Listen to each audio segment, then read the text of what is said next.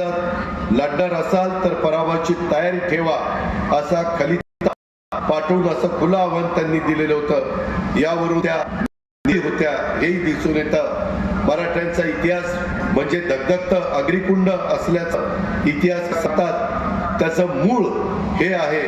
पुण्यश्लोक अहिल्यादेवी होळकर तशा 70 वर्ष जगल्या। जवळपास त्या 70 वर्षात 30 वर्ष राज्यकारभार केला। हा काळ सोपा नव्हता। प्रचंड संघर्षातून त्यांनी प्रजेच्या कल्याणासाठी जीवन समर्पण केलं। शिवरायांचं स्वराज्याचं स्वप्न त्यांनी जिवंत ठेवलं। रयचा हिताचा कारभार त्यांनी केला। लोककल्याणासाठी प्रशासन चालवलं। अनेक लोकोपयोगी कामं त्यांनी केली।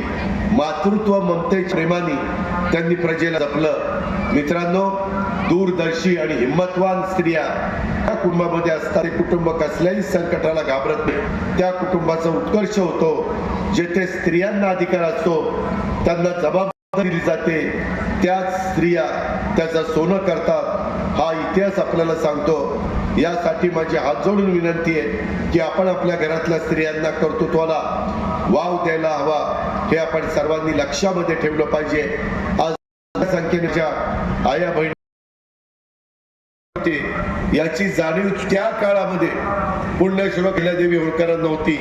महेश्वर येथे त्यांनी सूतगिरणी उभारली। आजच्या महिलांच्या मध्ये आवडीचा असलेला राजेशाही माहेश्वरी साडीचा ब्रँड हा पुण्यश्लोक अहिल्यादेवी होळकरांनी निर्माण केला होता। शिवाजी महाराजांनी नेहमीच हिंदवी स्वराज्याची स्थापना करत असताना 18 पगड जाती 12 बलुतेदारांना सोबत घेऊन स्वराज्याचं तोरण बांधलं होतं। आणि हीच दृष्टी पुण्यश्लोक होळकरांच्या कारभारामध्ये देखील होती। माळव्यात भिल्लांना त्यांनी आपल्या सैन्यामध्ये स्थान दिलं। शेती कसण्यास घेऊन त्यांना मुख्य प्रवाहामध्ये आणण्याचं काम हे अहिल्यादेवी होळकरांनी केलं। राज्याचा कारभार हाताळत असताना लोककल्याणाचा विचार त्यांनी सतत जपला। सरकारी हिशोब वेगळा आणि खाजगी खर्चाचा हिशोब वेगळा असला पाहिजे याकरता त्यांनी कटाक्षाने लक्ष असायचं।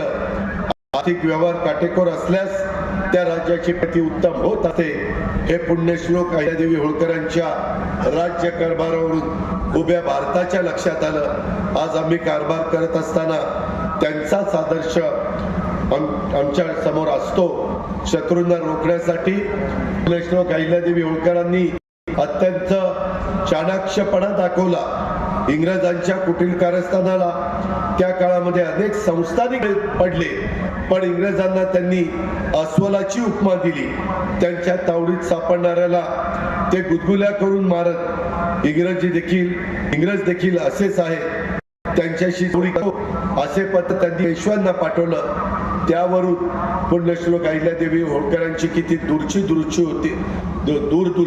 दूरदर्शी होत्या, धोरणी होत्या याची प्रचिती आपल्याला येते। तसं काम झालं नाही। त्याला हेरिटेज वास्तू म्हणून लक्ष द्यायला पाहिजे होतं। हेरिटेज काम करणारे आर्किटेक्ट हे त्याच्यामध्ये द्यायला पाहिजे होते।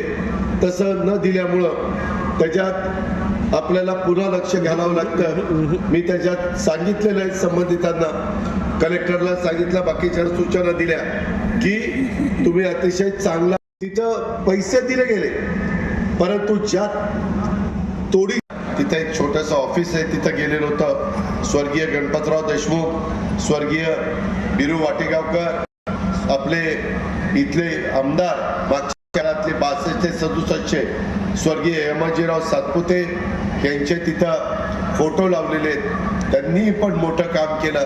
मला तर गणपतराव देशमुखांच्या बद्दल सांगोलाचे आमदार खूप वर्ष काम करण्याची संधी मिळाली।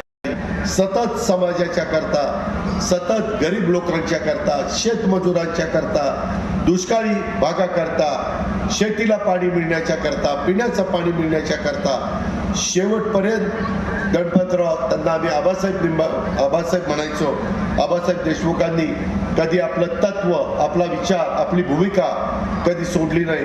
अशा प्रकारची माणसं क्वचितच जन्माला येतात। त्यांना त्याच्यातनं दैवी देणगी त्यांना मिळालेली असती। हे या पद्धतीनं आपल्या समाजामध्ये माणसं आहेत। त्यांचा आदर्श डोळ्यासमोर ठेवून आपण समाजाला पुढे नेण्याचं काम करू. समाजात एकोपा राहिला पाहिजे. समाजामध्ये दुही राहता कामा नये. समाजामध्ये तेढ निर्माण होता कामा नये. कुठल्याही जातीनं धर्मानी एकमेकाच्या बद्दल संघर्ष करायला सांगितलेलं नाही. एकमेकाच्या बद्दल मनात आकसाची भावना ठेवायला सांगितलेली नाही. आणि त्याच्यामुळंच जातीत दुरावा राहणार नाही. धर्मामध्ये तेढ राहणार नाही. यासाठी आपल्याला यापुढील देखील काम करत राहायचंय. हा समतेचा विचार आम्ही त्या वाटचालीनं पुढे चाललेलो आहे. शाहू फुले आंबेडकरांचा विचार, जिजाऊ, ताराराणी, पुण्यश्लोक अहिल्यादेवी अशा मातृशक्तीची शिकवण हीच आपल्या विचारांची दिशा ही राहिली पाहिजे. आणि आज पुन्हा एकदा आजच्या या दिनी मी हेच तुमच्या सगळ्यांच्या समोर मांडतो, माझ्या महाराष्ट्राच्या समोर मांडतो. युगपुरुष छत्रपती शिवाजी महाराजांचा आदर्श घेऊनच आपल्याला वाटचाल करायची आहे. बहुजनांच्या कल्याणासाठी आणि त्यांच्या प्रगतीसाठी मी आणि माझा राष्ट्रवादी काँग्रेस पक्ष कायम बांधील आहोत. वचन या पूर्णाकृती पुतळ्याच्या अनावरणाच्या निमित्तानं मी इथं देतो. आणि ज्या गोष्टीची इथं चर्चा करण्यात आली, ओहापोह करण्यात आला, त्या बाबतीमध्ये आमचं महायुतीचं सरकार आणि आमचे मुख्यमंत्री एकनाथराव शिंदे, उपमुख्यमंत्री देवेंद्र फडणवीस, मी स्वतः आणि माझे सहकारी कुठं तिथं कमी पडणार नाही याबद्दलची ग्वाही देतो. राजे यशवंतराव होळकर प्रतिष्ठाननी जो पुढाकार घेतला आणि ते पूर्णत्वाला नेण्याचं काम आमचे सहकारी आमदार सतीश चव्हाणांनी केलं, त्याबद्दल सतीशरावांना आणि आमच्या त्या असणाऱ्या रावसाहेब तोगेंना आणि त्यांच्या सगळ्या टीमला मनापासून त्यांना धन्यवाद देतो. एवढ्या प्रचंड संख्येने तुम्ही उपस्थित राहिला त्याबद्दल सर्वांना मी मनापासून धन्यवाद देतो. आपले मनापासून आभार मानतो. जय हिंद, जय महाराष्ट्र, जय मल्हार. स्वराज्य जननी जिजाऊ माँसाहेब महाराणी, ताराराणी आणि पुण्यश्लोक अहिल्यादेवी होळकरांच्या सारख्या पराक्रमी स्त्रियांचा वारसा हा आपल्याला मिळालेला आहे, लाभलेला आहे. अहिल्यादेवी ह्या रणधुरंधर होत्या. उत्तम अशा प्रकारच्या त्या प्रशासक होत्या. रयतेची काळजी घेणाऱ्या आणि लोककल्याणकारी राज्यकर्त्या होत्या. सुभेदारी भोगणाऱ्यांनी मनगटे रयतेची सेवा त्या ठिकाणी करण्यासाठी असतात असे सांगणाऱ्या पुण्यश्लोक अहिल्यादेवी होळकर होत्या. पानिपताच्या लढाईनंतर मराठी सैन्य दक्षिणेकडे सैरावैरा धावत सुटलं. ना निवारा ना पाणी. अहिल्यादेवींची ही बाब लक्षामध्ये आली.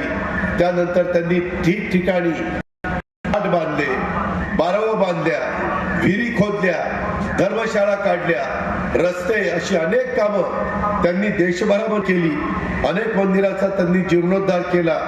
अनेक नवीन मंदिरं त्यांनी बांधली. या त्यांच्या परोपकारी कामामुळं त्या संत पदाला पोचल्या, पुण्यश्लोक झाल्या. ही गोष्ट नवीन पिढीनं कदापि विसरता कामा नये.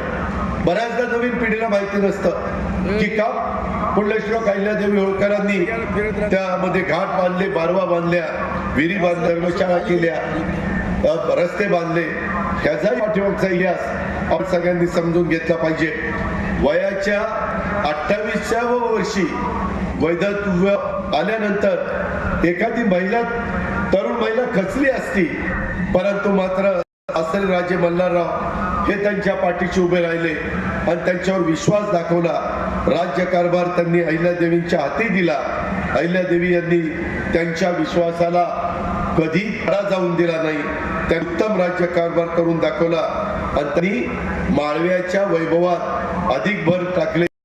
आपण सगळ्यांनी केलेली आहे.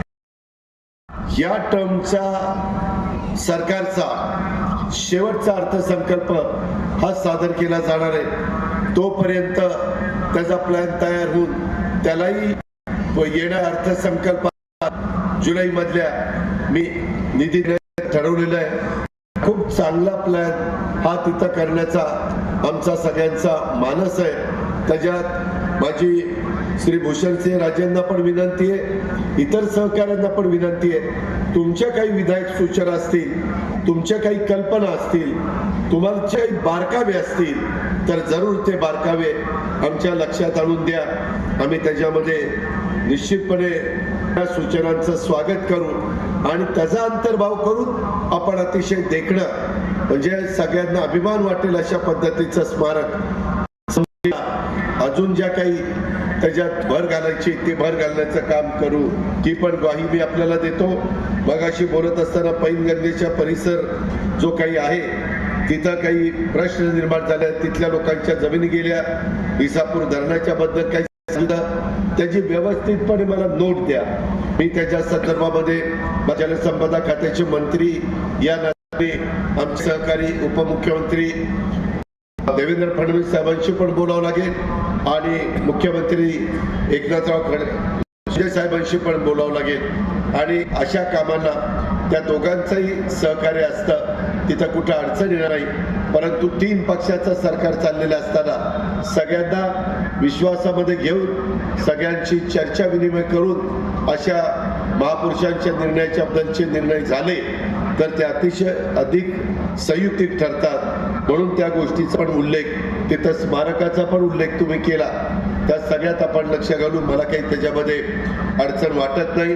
पुण्यश्लोक अहिल्यादेवींनी तसं पाहिलं तर 30 वर्ष माळव्याचा राज्यकारभार त्या ठिकाणी चालवला. अत्यंत पराक्रमी, न्यायी आणि तत्वशील अशा त्या राजमाता होत्या.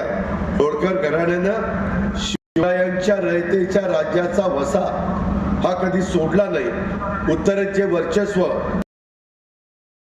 हॉस्टेल आहे, सगळ्या प्रकारच्या सुविधा आहेत. त्याचा उल्लेख थोडासा आमच्या भूषणसिंह राजांनी केला. माझ्या इथल्या इमारती मी स्वतः बारकाईनं लक्ष देतो.